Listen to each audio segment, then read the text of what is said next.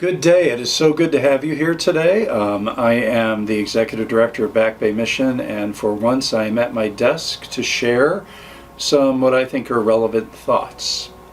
Hope you're having a great day and that you are just enjoying wherever you live across our country or our land. So today I want to share a little bit about the current migrant-immigrant situation, or as many I find in the news media calling them illegals. And I want to remind all of us that no human being is illegal, that we all have inalienable rights, right? And we all have rights. We're here and we're human, and we're not illegal. So I want to talk about this because I feel like, and Kevin reminded me of this, I have a bit of a unique perspective living in the Phoenix area and living in a state that was a border state, and actually in a city that's almost for 50% Latinx back in Phoenix.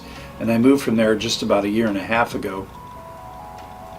And the community of faith that I was pastor of, First Church United Church of Christ, we actually provided a lot of resources, a safe place, and meals and sleeping, health care for migrants that were coming across the border from Guatemala and from Honduras and other Central American countries.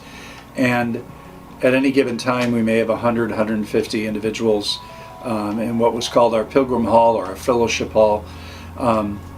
For a day or two or three, actually, when there was a hurricane here, we had those individuals for a week because we couldn't transport any of those folks kind of to this side of the country. And many of the individuals we were working with had family or friends somewhere out east, and so that was part of our role, is to connect them with their families, their friends, and send them there, help them get there as they were awaiting a hearing for their own stay here in the States. And most of them were seeking asylum. And this just happens, as I'm sharing this, just happens to be our Constitution Week. And our Constitution and our country, really, and our world globally, we basically support people who are seeking asylum. And so for these individuals to be shipped and sent and deported, in a sense, to other parts of our country where there isn't support, where there aren't services for them, seems to me to be really unjust and seems to be unfair. So I want to share that my perspective is, and this was pretty much hands down, all the individuals that were migrants, immigrants, coming across the border from Mexico, from Guatemala, from Honduras. We had a few from Haiti, some from China. These individuals were all coming to the United States because here they believed they could find a better life for themselves, for their family, and were oftentimes escaping violence, or manipulative situations, or rape or incest. There was a whole kind of laundry list, right? And so these people were coming to the States because here they believed they would find that, quote, better life. Now I understand that as I've been reading the stories, and of course when you see this, we're filming this on Thursday, so this will be aired on the following Monday, maybe a bit out of touch, but at least at this point, there were a couple busloads of individuals dropped off in front of our VP Harris's home. There were several busloads that were taken to Martha's Vineyard, and God bless them, those people at Martha's Vineyard found ways to support them and love on them. And as we're hearing the news stories, at least from one perspective, is that these people are being transported from Texas and Florida and other places to liberal places in the country. Let those liberals take care of them. Well, honestly, people, it's about time we dispose of the narrative of liberal and conservative and stop blaming and stop name calling, because it's about our humanity, right? It's about our oneness. And honestly, we're one people, and we were all migrants at one point. I know my family migrated, immigrants from Europe, primarily from England, from Scotland. I'm sure you've all immigrated from somewhere. All of us in this country are migrants and immigrants. The only people that were here originally were the indigenous folks, the Native Americans that we ended up putting into concentration camps that we call reservations without fences. So I think it's high time we get out of our isolated towers of red and blue and black and white and in and out and conservative and liberal and and right or left, and just look at our joint humanity. Not that we don't celebrate our differences, because we celebrate our differences, but what really unites us. And so I'm kind of saddened by political figures who are using, and yes, I'm going to use this terminology that I've heard in the news, using these migrants, immigrants, people seeking asylum as pawns, as inhumane, as being shifted from here to there, because we want to make a statement. We don't make statements with the lives of people, with the individual lives and livelihood of individuals. And what I've also heard and understand, and this is the connection a bit with the work that we do here at Back Bay, is that many of these migrant individuals seeking asylum have ended up in homeless shelters across the country, in these, quote, liberal cities. And the other thing that I want to share is that for me this is very frustrating. I consider myself, I guess, a worldwide person of faith. I embrace Christianity, but I also embrace many parts and pieces from all world religions, because we're all seeking the same divine entity, the same divine power. And for me, it really saddens me, for those of us who call ourselves Christians, that we seem to have forgotten that really important injunction where Jesus says, if you've done it to the least of these, my brothers and sisters, my siblings, you've done it unto me.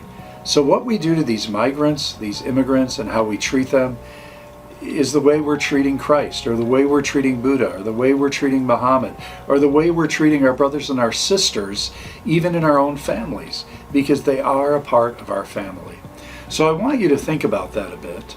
And I also want you to think about what is famously quoted on the Statue of Liberty by Emma Lazarus.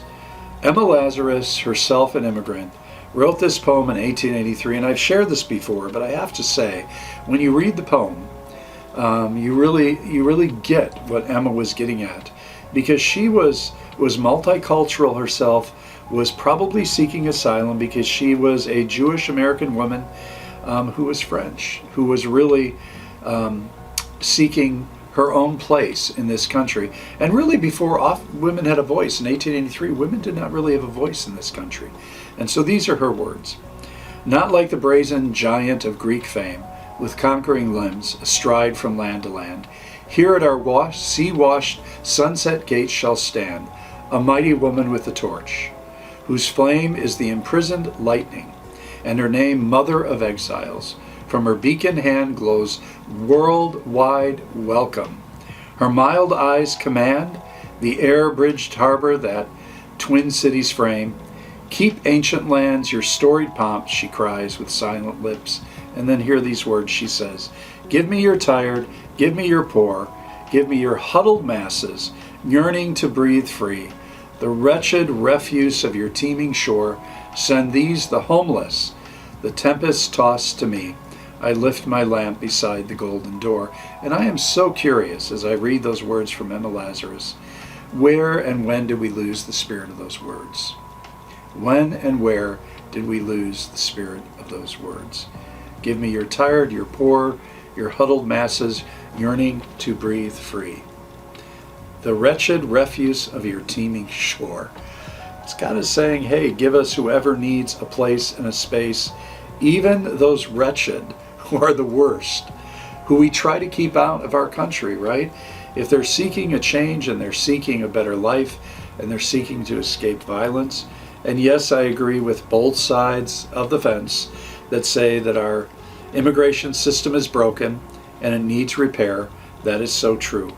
But maybe now is the time, especially now, as we see these atrocities of our migrant immigrants who are seeking asylum being sent hither and thither in Old English, like Emma would share, being sent as pawns, as political pawns.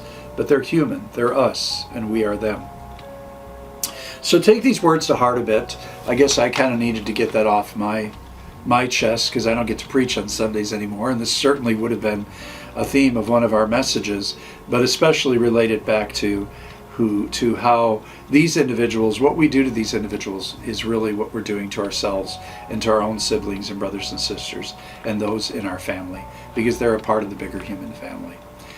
For me, it's really hard to draw divisions and draw lines, because I've come to realize through my years that we are one. And when we acknowledge that, when we accept that, we are one, and yet we have our diversity and our amazing brilliance. And those things that make us different, we celebrate. But let's celebrate, more importantly, what makes us one people. So thank you for joining me today. Keep Back Bay in your thoughts and your prayers and your action. Come down and share in a mission trip. Do some good here on the coast of Mississippi and enjoy the beautiful Gulf Coast and the fantastic shrimp and seafood and the fantastic people here at Back Bay. So thank you for being a part of today's thoughts and actions. May it be so among us. Peace.